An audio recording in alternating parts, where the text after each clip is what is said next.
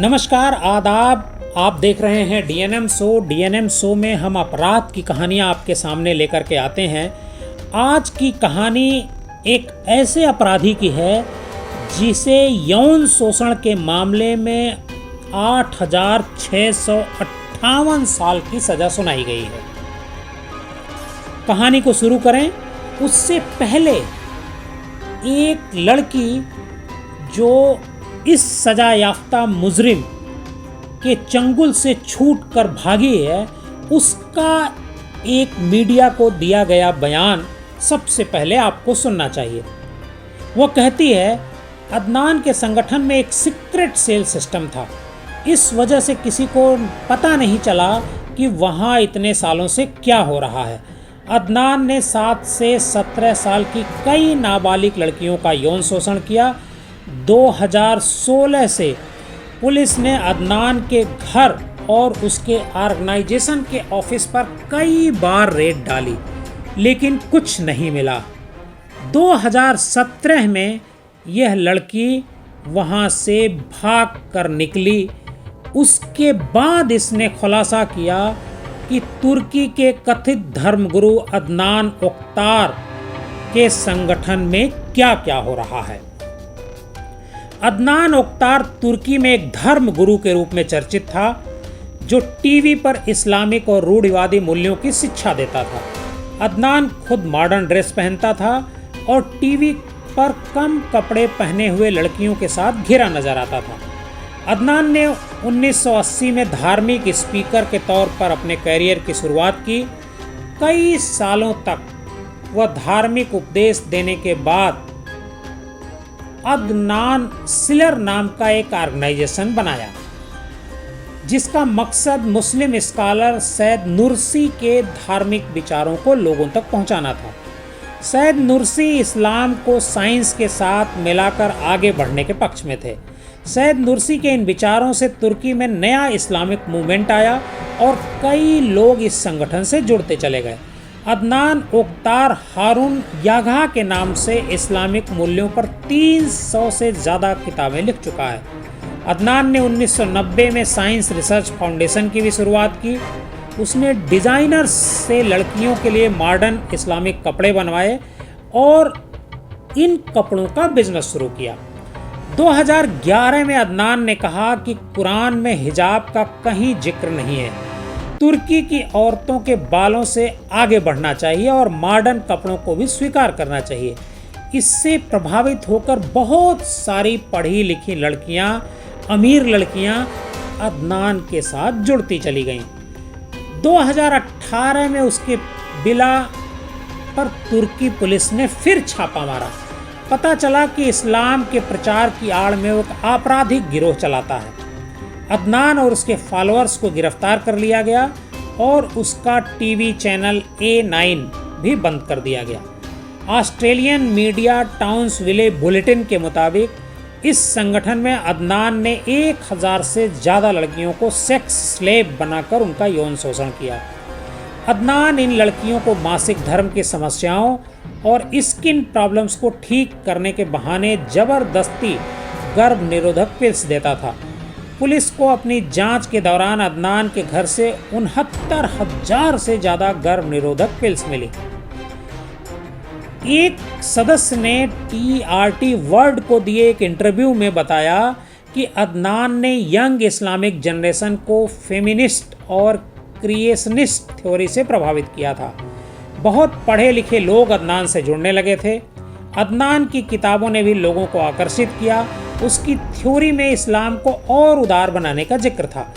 उसके ग्रुप के एक सदस्य ने मीडिया से कहा कि अदनान ग्रुप के सदस्यों को आम जिंदगी से पूरी तरह काट देता था। उन्हें किसी बाहरी व्यक्ति से मिलने के लिए ग्रुप से बाहर नहीं जाने देता था। इस ऑर्गेनाइजेशन में सेक्स क्राइम के साथ साथ टेरर फंडिंग और क्रिमिनल एक्टिविटी भी होती थी। उस व्यक्ति ने कहा कि जिस अदनान को पूरी दुनिया एक राइटर और फेमिनिस्ट की तरह जानती है, जो इस्लाम में औरतों की आज़ादी और हक की बात करता है, वो हमारे साथ यौन शोषण करता है।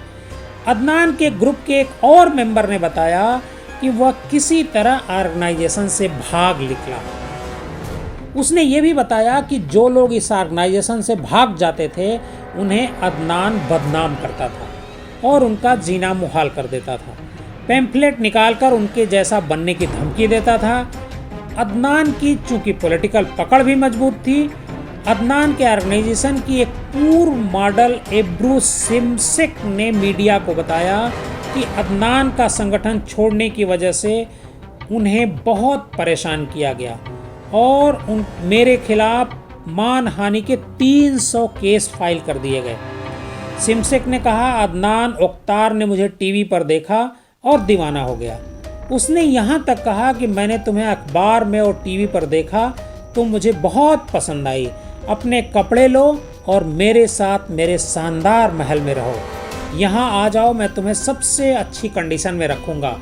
तुम बेस्ट ब्रांड्स पहनोगी, तुम्हारी ज़िंदगी आरामदायक हो जाएगी। मुझे लगा कि इसका धर्म से कोई लेना देना नहीं था। अदनान के ग्रुप में काम कर रही एक और लड़की सीलन उजगुल ने मीडिया से कहा कि मैंने 17 साल की उम्र में ऑर्गेनाइजेशन ज्वाइन किया था। उस समय A9 चैनल को शुरू हुए 2 साल हुए थे। मैंने उसके बाद भागने की कोशिश की पर मैं पकड़ी गई। वहाँ रहना जेल में रहने जैसा था या फिर उससे बदतर।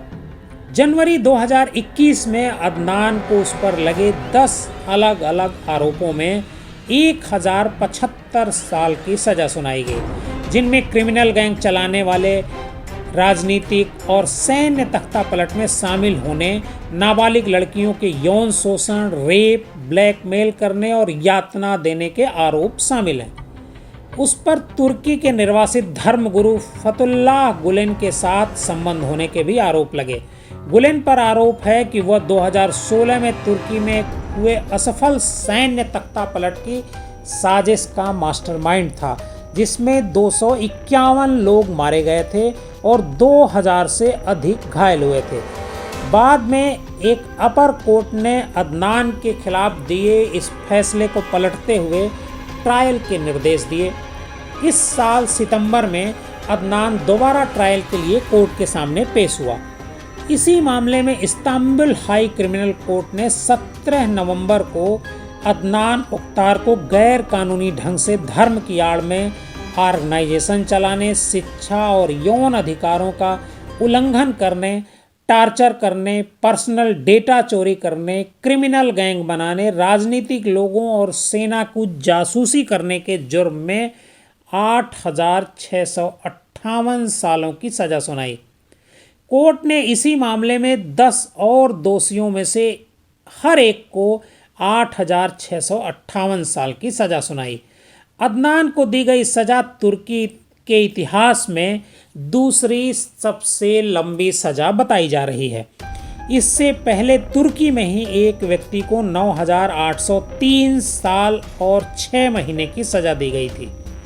जेल जाने के बाद हॉस्पिटल में साइकियाट्रिस्ट टेस्ट में सामने आया कि अदनान को पैरानाइड स्किज़ोफ्रेनिया नाम की बीमारी है। ये एक तरह का पागलपन यानी दिमागी बीमारी है, जिसमें इंसान के मन में कई भ्रम होते हैं और वो सपनों और सच्चाई में फ़र्क नहीं कर पाता है। आज की कहानी हमारी कैसी लगी कमेंट बॉक्स में जाकर ज़रूर बताइएगा। अगर आपको हमारी ये कहानी अच्छी लगी हो तो हमारे चैनल को सब्सक्राइब कीजिएगा, लाइक कीजिएगा और ज़्यादा से ज़्यादा लोगों को शेयर कीजिएगा।